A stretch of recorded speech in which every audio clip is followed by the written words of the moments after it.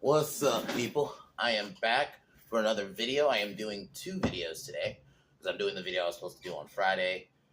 But today, I am reviewing a movie that, honestly, this was one that I just happened to see a reaction because a friend recommended it to me, and I figured I kind of want to see what I'm getting myself into because I don't want to devote a whole hour, especially if it's bad. And actually watching the whole movie, this movie is a fun one. It's one of my favorite. I honestly might be one of my favorite slasher movies in, I guess, in the, not because technically it's 2020s now, but like in the 2010s. It's one of the more better modern slashers. It's a fun one. Like, they literally just were like, fuck it, let's just have fun. The whole premise is basically babysitters who are evil and are satanic and they have to perform a ritual. It's one of the few movies that actually has a decent kid act. Well, he's preteen, but a decent kid actor, right? Like, Cole was actually a pretty fun character. It's not set in the 80s, but it has like an 80s tone to it, definitely. I mean, the way, like, because in like watch those, like, because they had old baby. Granted, it wasn't those weren't slashers, but like movies like Adventures of Babysitting, right? Where that's 80s. You know, you feel you're like you could be a kid at that time having a babysitter. So they kind of took that concept, but let's make it a slasher because we get the reveal that they're all satanic and they're trying to do a certain ritual. You know, because Cole ends up staying up late and watching her babysitter and her friends go, and then eventually, yeah, it starts, and then yeah, they have to get Cole's blood, and I like that they keep it kind of vague for a while, but the cast was fun. It's one of those films like everyone like King Bach, who I'll admit I didn't really find him funny. He was big like during the Vine days. I actually found him funny in this movie. He was great. Max was good, played by Robbie Armel. I thought it was probably my favorite Robbie Armel uh, fucking role, to be honest. He was fucking awesome in this. I found him hilarious.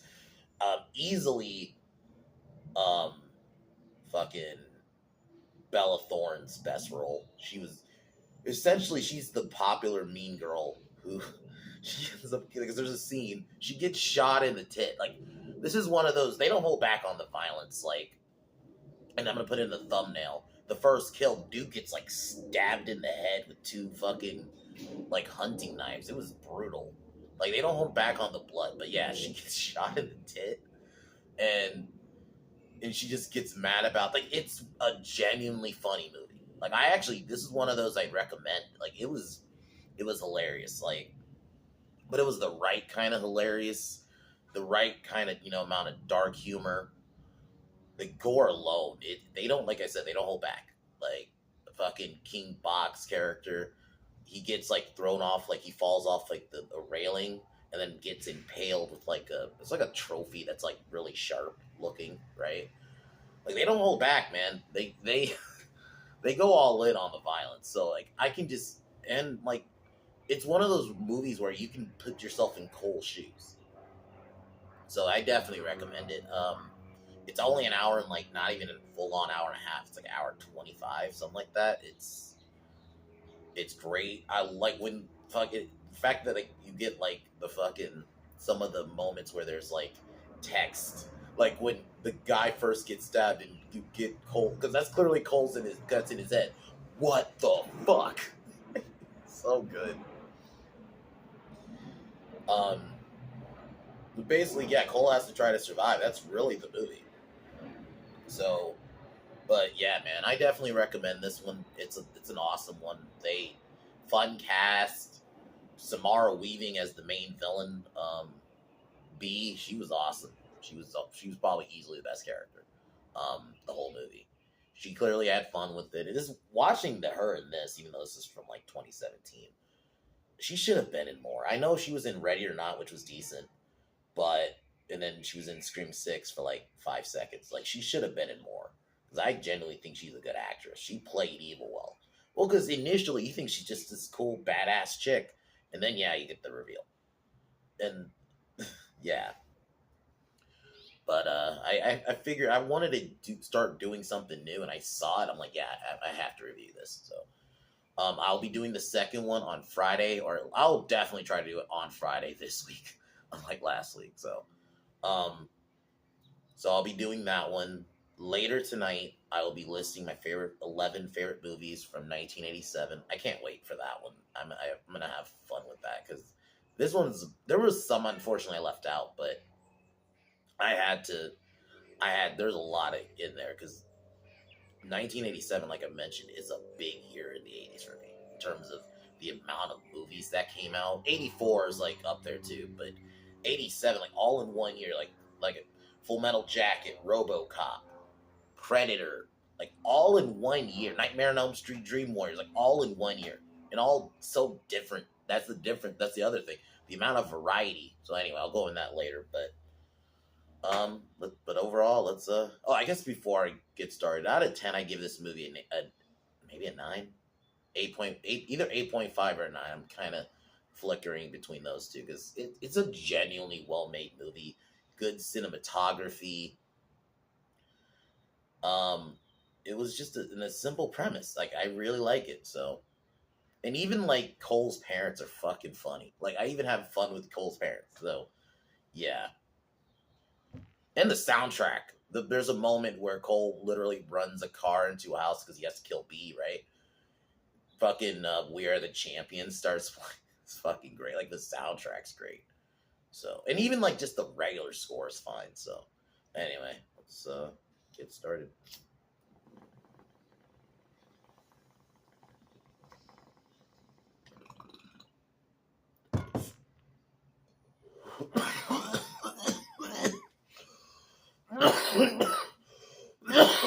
So we're basically introduced to Cole, and I love his little interaction with his school doctor. His school doctor is fucking hilarious. Tell him like he needs to just get laid. Just fucking funny. Like it's a very funny movie. And then you see kind of Cole, he's bullied. He's friends with this girl like kind of across the street. Look for her name.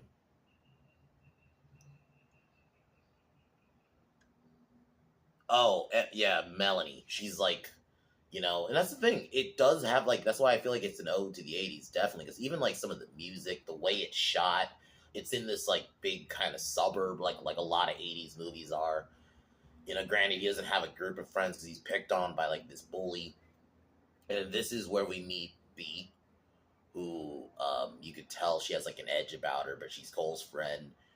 She agrees to babysit because his parents are going to leave town for I think the weekend or overnight, basically. So, and I really think that's why like the Olmec Cole and B have good chemistry in this because like you believe like they're friends, like that awesome because like that's why I think they definitely made it. It was definitely an ode to the '80s. A lot of those old babysitting movies, they had like a lot of these kids like an awesome babysitter. That was always like a trope. But I like that they made it horror. And I think you starting off, you don't necessarily know it's a horror movie. It could just be like an '80s kind of like comedy, and because it's definitely a comedy. It's not like it's like more horror than comedy. I would say it's a 50-50 on both. But yeah, and this is where we meet Cole's parents. And I'll admit, they're pretty fun characters that you see for a little bit. They, eventually leave, and this is where we meet B and her friends. And then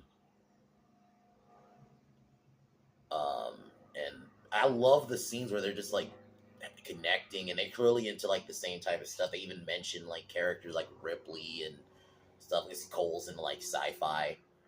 Um,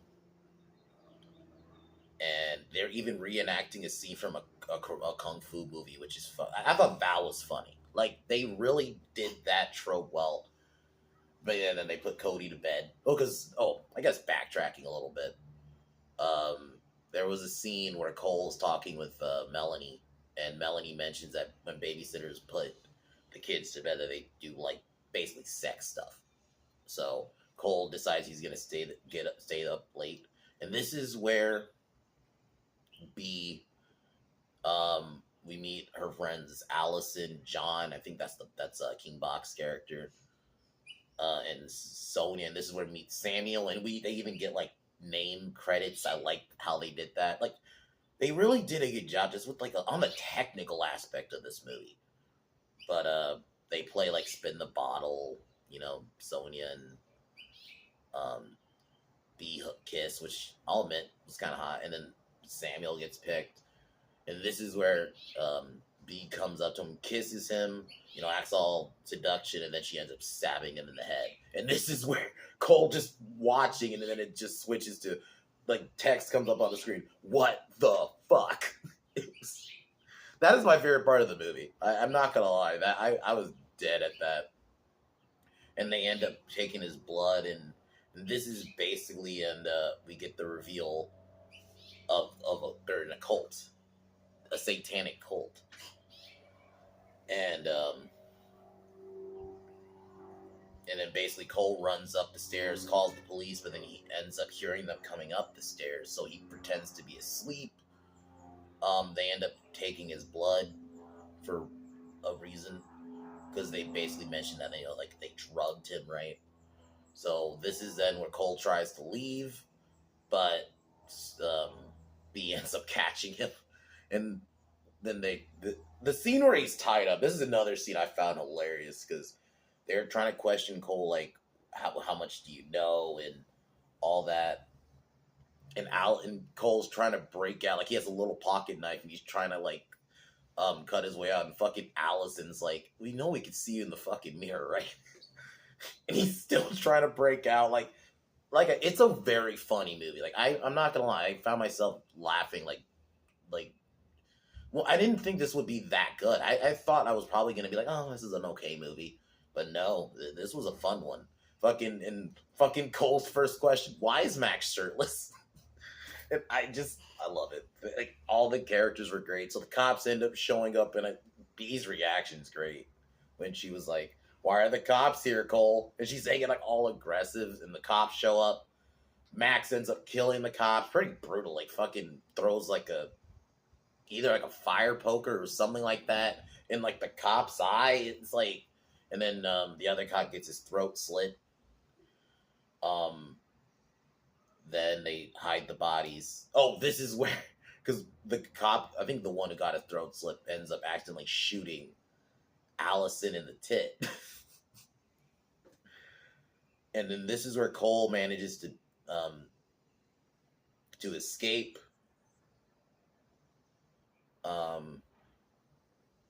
And then this is where before that, John dies because he ends up falling off the banister and into a trophy. And it goes like right through his neck. Like the violence is brutal, and I love it.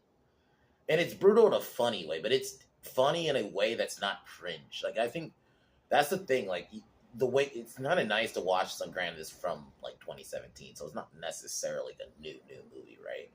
But I do like that, like, or at least a more modern movie.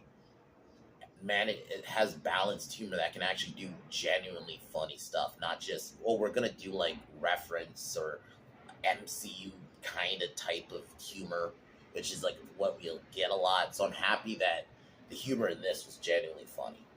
Like this had like, I don't know if they took inspiration from Stream also. I feel like, because there is a bit of meta to it, but it's not overly meta.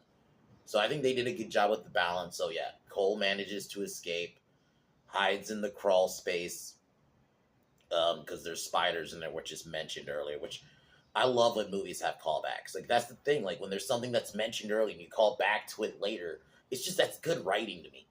So yeah, Cole manages to get in the crawl space. Sonya chases him in there. He like sprays some kind of like spray, I'll just say aerosol kind of thing, that causes explosions, which it does, and this is where Sonya ends up dying. Oh, it's bug spray. Yeah, he ends up using bug spray and igniting a firework rocket, ends up burning it down, and this is where Sonya dies. And he runs into Max, and Max is like, I gotta give you props, kid. It's pretty brutal. So yeah, Max chases him. This is where he runs into the bully. Bully kind of pushes him down, and then the bully runs away or whatever. Um, so this is where Max tries to force Cole to stand up for himself, chases him into like a treehouse kind of thing. Cole ends up getting him, but falls through because like the wood breaks, and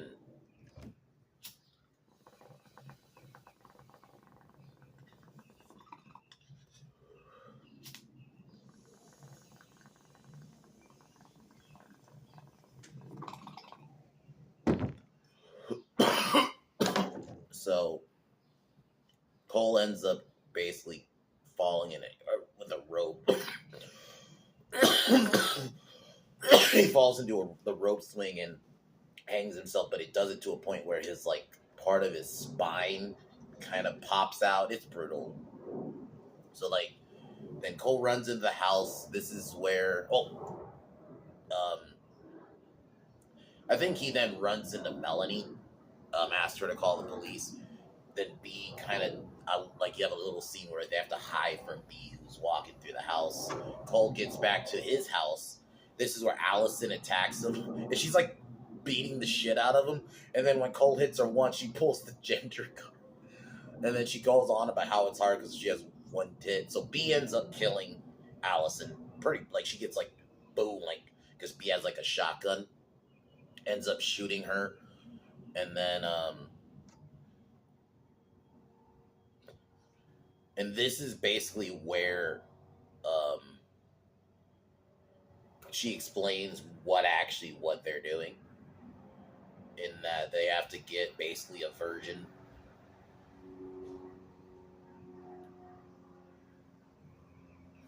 Basically, she has to travel town because she made a deal. It's basically like it kind of implies like there's actual devil actually exists, or like you know supernatural stuff because I'll use that wording. So this is where, but yeah, she starts preying on young um, boys, basically. Basically, that's how like in like I really love that. I really like this scene. Well acted. She offers him a chance to join. He refuses and ends up burning the spell book because throughout the film, the spell book is what you see throughout the film. And so after that, because she's distracted, he ends up getting in a car. And this is where fucking We Are the Champions starts fucking playing. And it's great. It's a fucking great scene.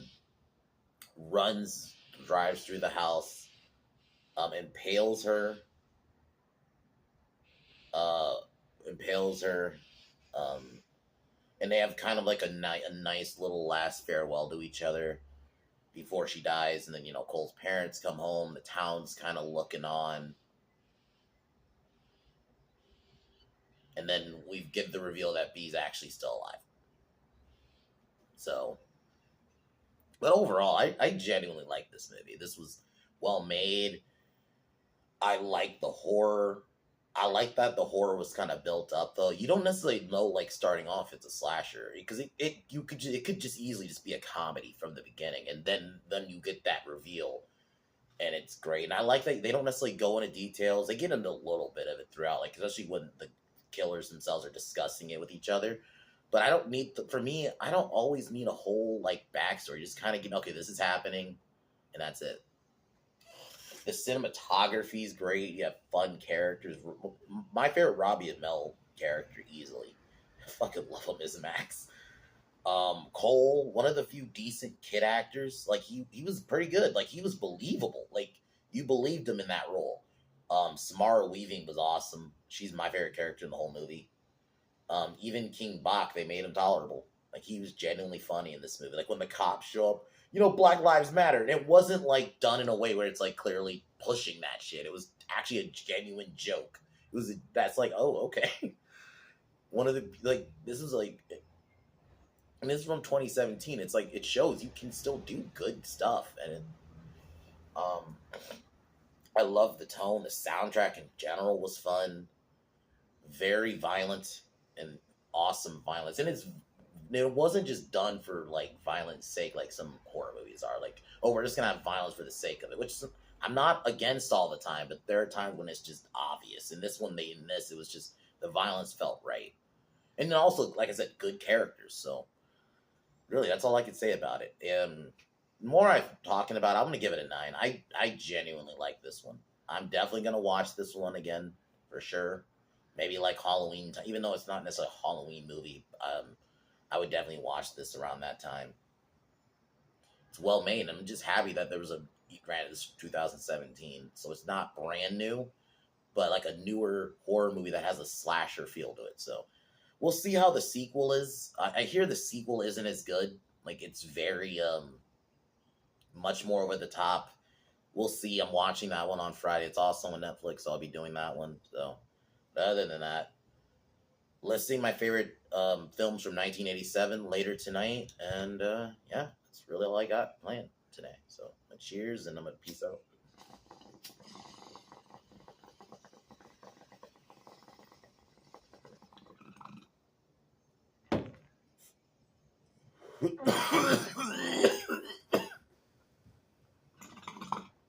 So I'll be talking to y'all later.